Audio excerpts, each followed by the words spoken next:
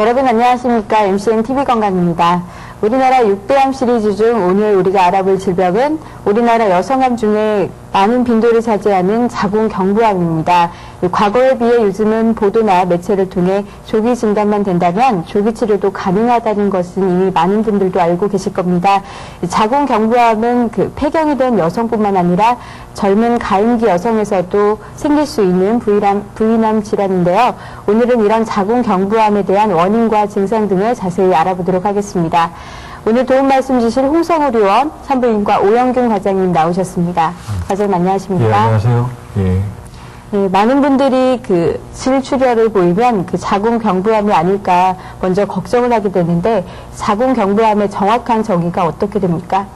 예, 먼저 자궁경부암의 정의를 말씀드리기 전에 이 여성 생식기의 구조를 좀 먼저 이해하시는 게 오늘 자궁경부암에 대해서 이해하시는 데 훨씬 도움이 될 것 같습니다. 그래서 이 그림을 잠시 보시면은 지금 가운데 보이는 게 자궁이 되겠습니다. 그리고 앞에 치골, 우리가 앞부분에 보면 만져지는 그 뼈가 있죠. 그 단단하게 만져진 뼈가 치골이라고 하는데 그 뒤쪽에는 방광이 있고 우리가 흔히 직장이 있죠. 이 사이에 위치한 게 바로 자궁이 되겠습니다. 잠시 이 실제 모형을 좀 준비를 했는데요. 네. 예, 보시면은 이 자궁이 있고요. 지금 양쪽으로 이렇게 나팔관 또 난소가 있게 됐습니다. 그래서 여기 우리 많은 여성분들이 우리 몸 안에 있는, 즉 자신의 몸 안에 있는 이 자궁이 어떠한 구조가 되어 있는지 많이 좀 모르시는 분들이 상당히 많은데요. 지금 보시면은 이렇게 질이 있지 않습니까? 네. 질이 있는데 이 자궁과의 그 각도가 거의 90도 정도로 이렇게 좀 수직으로 이렇게 되어 있습니다. 그래서 10분 중에 한 8번 정도는 이렇게 자궁이 앞쪽으로 이렇게 전골되어 있는 상태가 되어 있고요. 또 열에 한 2명 정도는 자궁이 뒤쪽, 이 직장 쪽 이쪽 휘어져 있는 자궁 후골이 되어 있습니다. 그래서 이 자궁은 두 부분으로 나눠지게 되는데요. 지금 보시면은 자궁 체부와 이 자궁과 또 질을 이어주는 자궁 경부라는 부위가 나눠지게 되는데요. 네. 이 자궁은 이렇게 속이 좀 비어 있는 그러한 이렇게 돔 형식으로 되어 있습니다. 그래서 오늘 그 주제로 말씀드릴 자궁 경부암은 이 경부라는 부위에 생기는 암이 되겠는데요. 이 자궁 경부도 이 자궁 체부와 이어지는 이 안쪽을 내 자궁 경부라 하고요. 이 바깥쪽 부분을 외 자궁 경부라 합니다. 그래서 이 자궁 경부암은 이 내 자궁 경부와 외 자궁 경부 사이에 생기는 이 암이 자궁 경부암이 되겠는데요. 이 외 자궁 경부에 생기는 암이 80에서 한 90% 정도로 많은 빈도로 이 외 자궁 경부에 생기게 되고요. 네. 이 10에서 20% 정도는 이 내 쪽, 이 안쪽에 위치하는 그 자궁 경부암이 발생하게 되겠습니다. 그리고 우리가 많은 여성분들이 외래를 오시게 되면서 자궁암 검사라고 이렇게 많이 훑어서 이렇게 검사를 받으러 오시는 되는데요. 그분들이 보시면은 자궁암 검사하면은 뭐 자궁이나 나팔관, 난소 쪽을 다 보고 이렇게 진찰받는 줄 아시는데 우리가 이제 국가 시책으로 이렇게 무료한 검진이라든지 여러 가지 검진으로 하는 그 자궁암 검사는 이 자궁 경부에 대한 검사입니다. 즉 이 자궁이라든지 이런 난소, 나팔관 쪽 이 안쪽에 대한 거는 이 초음파라든지 어떤 방사선 검사를 통해서 진찰이나 이렇게 이루어진다게 되어 있습니다. 그래서 잠시 좀 한 말씀 더 드리면요. 여성 생식기 암 중에는 역시 난소에 생긴 난소암, 또 이 나팔관에 생긴 나팔관암, 또 난간암이라고 하죠. 그리고 이 자궁 체부에 생기는 자궁 체부암이라든지 또 자궁 내막에 생기는 자궁 내막암, 또 육모성 암이 있고요. 오늘 주제인 자궁 경부암이 있겠고요. 질에 생기는 질암, 그리고 외음부에 생기는 위외음부암 등 각종 여성 생殖기 암이 있겠습니다. 여성분들이라면 자궁경부암에 대해서 정말 많은 관심들이 있으실 텐데요. 그렇다면 우리나라의 경우 자궁경부암 진단을 받은 여성은 얼마나 되나요? 우리나라 여성 부인암 중에 가장 많은 1위를 차지하는 게 자궁경부암입니다. 그래서 이 우리나라의 자궁경부암의 실태를 잠시 알아보면요. 네. 1998년 그 보건복지부 조사에 의하면은 그 해에 7,245명이, 즉 한 해에 거의 7,000명 이상의 신환이 발생하는 것으로서 이 자궁경부암이 전체 여성 부인암 중에서 22.1%로 1위를 차지하였고요. 또 2위는 위암, 3위로는 유방암이 되겠습니다. 그리고 같은 해 그 보건복지부 조사에 의해서 보시면은 10만 명당 31명, 즉 3,200명 중에 1명이 현재 자궁경부암을 진단받은 상태이고요. 1999년 통계청 조사에 의하면은 19,435명 중 1,807명인 즉 9%가 자궁경부암으로 사망하였다고 보고하였습니다. 네. 자궁경부암은 왜 생기는 겁니까? 그 자궁경부암의 발생 원인에 대해서 말씀해 주시죠. 뭐 사실 자궁경부암뿐만 아니라 이 모든 암에서 마찬가지겠지만 그 뚜렷한 원인이라고 정해진 바는 없고요. 네. 역시 이 자궁경부암도 그 위험 인자가 지금 조사되고 또 이렇게 되어 있는데 차트를 보시면서 그 하나하나 그 위험 인자를 잠시 살펴보겠습니다. 그 먼저 나이가 45세에서 55세, 즉 많은 그 암들이 그 나이가 어리신 그 여성분에 비해서 나이가 좀 많을수록 이 암에 노출되는 경우가 많은데요. 역시 자궁경부암도 폐경을 전후한 그 주폐경기라고 하죠. 폐경 전과 후 이 나이 연령에서 자궁경부암이 가장 많이 진단되고 또 발생하는 걸로 알고 있는데요. 네. 그러나 다른 암에 비해서 이 자궁경부암은 그 20대 초중반에 그 출산을 경험한 그런 여성이라든지 또 폐경기 이후의 여성에서 또 상당히 많이 그 자궁경부암이 발생한 것으로 되어 있습니다. 네. 그리고 두 번째로 그 조기 성관계나 다수의 성상대자라고 말씀드리는 거는 그 조사에 의하면은 그 첫 성관계를 좀 어린 나이에 일찍 시작하는 연령이 좀 늦게 성관계를 한다든지 결혼을 하지 않은 미혼 여성에 비해서 상당히 그 자궁경부암의 발생이 빈도가 높았다고 하였고요. 그리고 이 성상대자가 한 명이 아닌 다수, 여러 명의 그 성관계를 맺은 그런 여성에 있어서 훨씬 자궁경부암이 많았다고 합니다. 그리고 이 유두종 바이러스 감염이라는 게 잠시 좀 생소할 수 있겠는데 요즘 학회라든지 요즘 한부인과에서 주된 그 공부를 하고 또 이렇게 발표를 하고 하는 것 중에 하나가 인유두종 바이러스인데 이 인유두종 바이러스는 우리가 흔히 말하는 쉽게 이해하시기 편하면 그 사마귀성 질환 있죠. 겉에 우리가 이렇게 오돌돌하게 뭐 때로는 뭐 곤짐이라든지 여러 가지 그런 바이러스 일종의 계통인데 이 인유두종 바이러스가 자궁경부암과 밀접한 관련이 있다고 많이 조사가 되어 있습니다. 즉 이 자궁경부암 환자에서 이 인유두종 바이러스가 거의 90%에서 발견될 정도로 그 밀접한 관련이 있습니다. 그래서 특히 이 휴먼 파필로마 바이러스에서 인유두종 바이러스인데 그 여러 타입인 중에서 16번과 이 18번 인자를 가진 이 인유두종 바이러스가 특히 자궁경부암과 밀접한 관련이 있다고 합니다. 네 번째로 말씀드린 그 흡연은 사실 뭐 흡연을 요즘 우리나라에서도 많이 금연을 하고 있는 상태 아닙니까? 근데 이 흡연이 자궁경부암과 어떻게 밀접한 관련이 있는지 사실 뭐 뚜렷한 조사된 건 없지만요. 이 흡연 인구가 그 비흡연 여성에 비해서 보면 상당히 자궁경부암이 훨씬 더 많았다는 그런 조사가 되어 있습니다. 그리고 저소득층 계층이 그 고소득층 계층에 비해서 5배나 높은 그 자궁경부암 발생을 보였고요. 네. 그리고 우리가 이제 뭐 이번 면역계 기능의 저하라든가 이 비타민 A, C, 엽산 등 영양 결핍에 대해서 말씀드리는데 사실 뭐 우리가 감기도 그렇지 않습니까? 뭐 몸이 안 좋거나 여러 가지 할 때 쉽게 우리 바이러스가 우리 몸에 침투하고 어떠한 이상이 생기는 것처럼 이 자궁경부암도 우리 몸이 면역력이 떨어진다든가 이 비타민 여러 가지 영양 결핍이 오면 역시 자궁경부암에 그런 위험인자가 노출될 수 있겠습니다. 네. 그러면 자궁경부암을 의심할 수 있는 증상에는 어떤 것들이 있습니까? 외래를 통해서 보시면은 우리가 이제 가장 많은 여성분들이 외래를 찾는 이유 중에 하나가 그 생리 이외에 출혈을 비쳤을 때, 즉 피가 하혈이라고 하죠. 하혈을 비쳤을 때 암이 아닌가 하고 이렇게 찾게 되는데요. 물론 맞습니다. 그 자궁경부암의 가장 그 흔한 증상이 그 부부관계라든지 배변 외에 그런 어떤 출혈이 되겠지만요. 이렇게 질출혈을 보일 정도면 이미 자궁경부암이 상당히 말기로 진행된 상태입니다. 즉 자궁경부암의 그 초기라든지 자궁경부암의 그 전 단계, 자궁경부암으로 이제 진행이 되려고 하는 그 상태에서는 아무런 증상이 없다는 겁니다. 통증도 없고. 그렇기 때문에 우리가 이제 그 그러니까 조기에 진단을 내리고 즉 치료를 받고 하는 것이 이 자궁경부암의 가장 중요한 키포인트가 되는 것입니다. 그리고 이 자궁경부암에서 이제 우리가 흔히 말하는 그 2기, 3기에서 말기로 진행되는 이 진행된 암일 경우에 특히 말기라고 합니다. 그러죠. 이 방광에 그 암세포가 침입하게 되면 배뇨곤란이라든지 혈뇨, 그리고 장에 그 암세포가 퍼지게 되면 직장 출혈이나 변비, 그리고 하지부종, 그리고 이런 신경이라든지 이런 뼈 쪽에 암세포가 퍼지게 되면 각쪽 그쪽에 그 동통이 생기게 됩니다. 그렇다면 갑자기 그 질출혈을 보이면 자궁경부암을 의심해 볼 수 있을까요?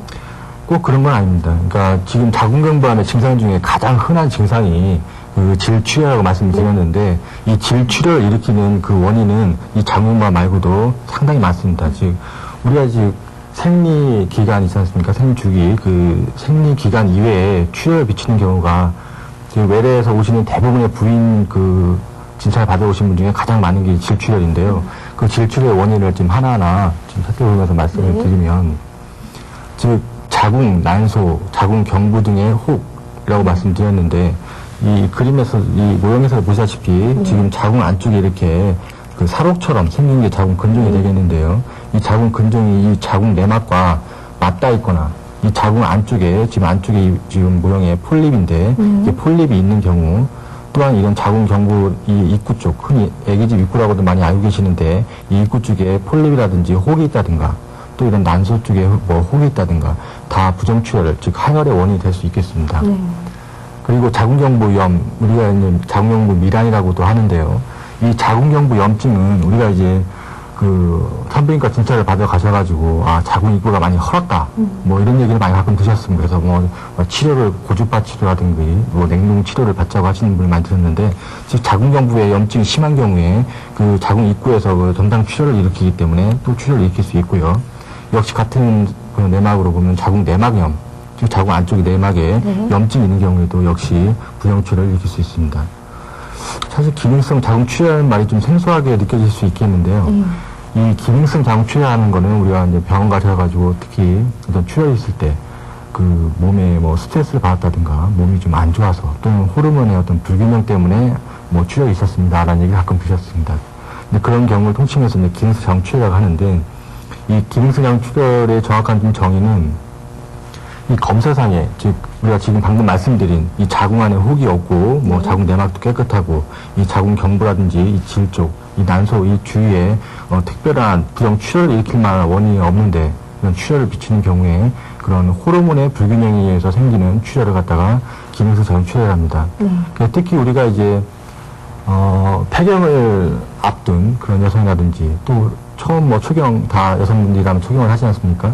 그런 초경을 하시는 여성분에서 생리가 되게 불순하고 한 1년간은 막 들쑥날쑥 하기도 하고 또 오래 하기도 하지 않습니까? 그런 것도 다 그 호르몬의 밸런스가 맞지 않아서 생기는 자궁출혈을 할 수 있습니다.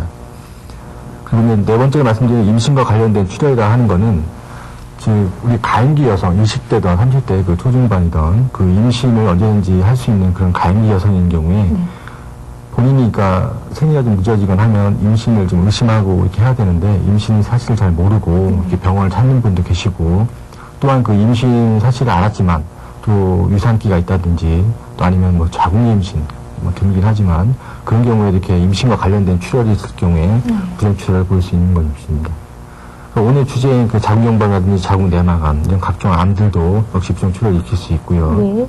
그리고 이제 우리가 피임 목적으로 하는 뭐 루프를 잠시 적어드렸는데 이 루프라든지 이 경부 피임약, 요즘 뭐 팔에 하는 그 팔 상바퀴 쪽에 하는 임플란론 같은 이런 피임제들도 다 부정출혈을 일으킬 수 있고요. 그리고 이제 한약제라고 제가 적어놓은 거는 우리가 이제 한약을 좀 드시고서 이렇게 출혈을 하시는 분들이 꽤 많이 있습니다. 즉 이 한약제도 물론 다 그런 건 아니지만 이 여성 호르몬제가 지금 함유된 그런 한약제가 있기 때문에 이 한약제를 먹고 나서 이후에 출혈을 보이는 경우도 있습니다. 이렇듯 부정출혈, 즉 하혈을 일으킬 수 있는 원인이 상당히 많기 때문에 일단 먼저 생리 이외에 출혈을 비치는 경우에는 일단 병원을 찾아서 전문의와 그 상담을 하시고 진찰을 받는 것이 좋습니다. 네. 많은 여성분들이 그 산부인과 찾기를 꺼려하는 게 사실인데요. 자궁경부암 검사를 받기 위해 병원을 찾게 되면 어떤 절차에 의해서 그 검사가 이루어지는지, 또한 자궁경부암의 진단 방법에는 어떤 것들이 있는지 말씀해 주시죠. 예. 사실 뭐 저도 뭐 비뇨기과를 찾으려면 사실 좀 남자로서 좀 꺼려지고 사실입니다. 그래서 사실 이 많은 여성분들이 산부인과 그 문을 두드리는 데 있어서 그게 쉽지 않은데요. 일단 먼저 이 오늘 자궁경부암을 진단하는 데 쓰이는 여러 가지 기구를 잠시 갖고 왔는데요. 지금 보시면 이 펫브러시라고 해서 잠시 보겠습니다. 이 자궁경부암 진단 방법에는 이 질세포진 검사, 지금 우리가 흔히 말해서 펫브러시라고도 하는데 펫스미어, 그리고 자궁경부 촬영법, 그리고 조직을 좀 이렇게 얻어서 하는 생검법이 있겠고요.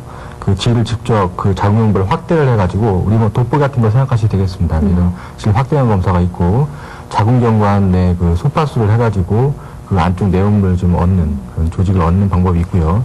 말씀드린 그 인유두종 바이러스에 대한 그 DNA 검사법을 통해서 이러한 여러 가지 검사법을 통해서 자궁 경부암을 진단하게 되는데요. 지금 제가 준비한 이 펫브러쉬라는 이 브러쉬가 우리 흔히 말하는 그 자궁 암 검사, 자궁 암 검사는 정확한 텀은 아니고요. 그 자궁 경부암 검사가 되겠는데 이 자궁 경부암 검사에 쓰이는 이 기구가 되겠습니다.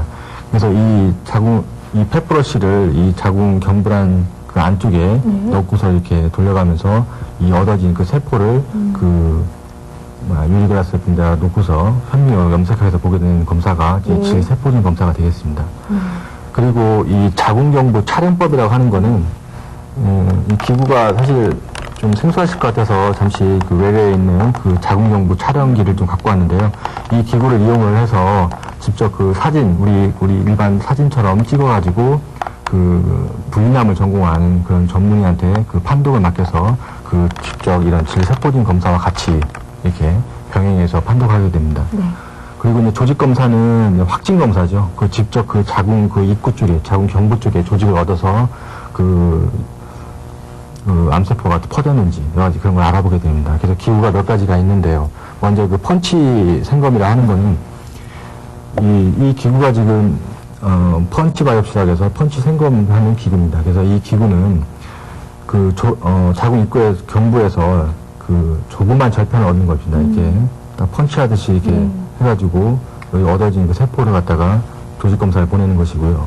이 루프 생검이라 하는 거는 지금 사실 제가 지금 오늘 두 가지만 갖고 왔는데요.